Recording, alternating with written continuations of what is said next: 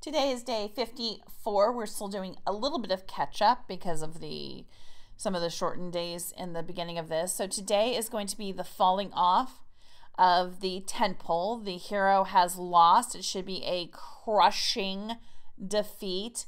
This only works if there's a crushing defeat. The exception would be dodgeball, but then the magician is killed, which is a crushing defeat, right? So it's still right there where it should be. Normally there are two solutions to after this, which is they're on the escape. They are still on the escape from the villain. They have lost, but they're being harried. This may also be a reunion where the heroes were split up during the tent pole and now they're coming together. The biggest thing that marks this section is the hero is usually pissed or despondent. One of those two. He is significantly altered and affected by this phase. So of course there should be new and different dialogue. There should be new and different internal prose during this time. Because the hero began maybe he is maybe a little bit of a hero, not the hero of lore, but maybe he is brave and maybe he is worthwhile. He was starting to have some feelings of that. And then getting his butt kicked and handed back to him by the villain has shattered his confidence. If the magician is still around, he's usually really, really pissed at the magician. He also may be pissed at his positive mirrors, the love interest and the sidekick, because they encouraged him into this and look at what happened.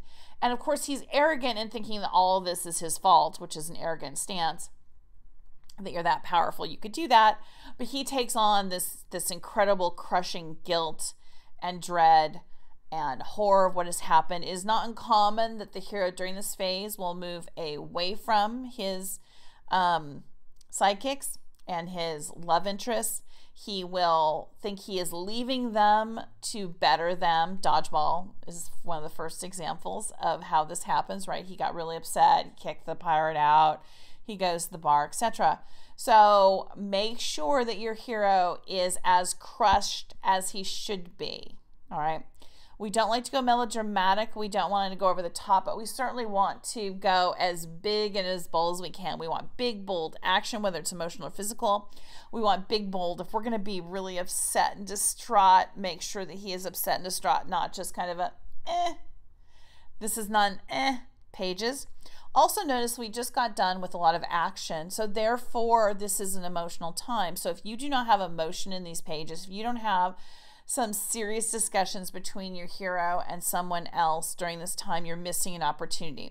Whenever we have big action, and however big the action and long the action, that is how, we get a fraction of that to have some emotion, and that's what you're going to put in these pages, which you've already written, but you need to make sure that they are there.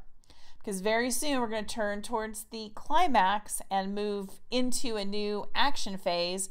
And so if we have any emotions, we really want to get them out here. If this is a physical action-y type thing, even if this is an emotional book, this is a reflection time that we may have gotten into a huge fight with our sister, and now we're talking to our other sister or boyfriend about that fight. We are processing, we're trying to think it through, we're trying to decide what we're going to do about this. It's a quieter moment.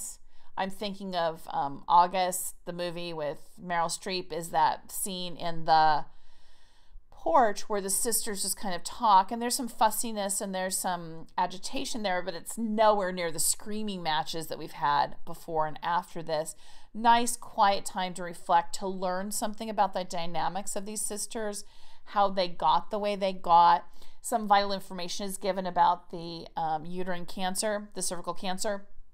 So it doesn't have to be bereft of anything important, but it's marked by quieter emotions, both in physical and especially in emotionals. If you've got all you have is emotional scenes, then this is a quieter emotional scene.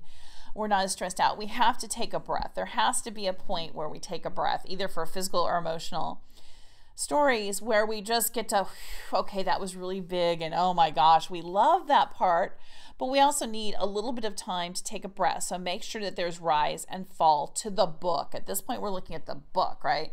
Nice big action during the tent pole, the falling off of the tent pole, and now we're having a little bit of quiet moment where the reader can take their breath and reorient themselves and learn something a little bit deeper about is these pages.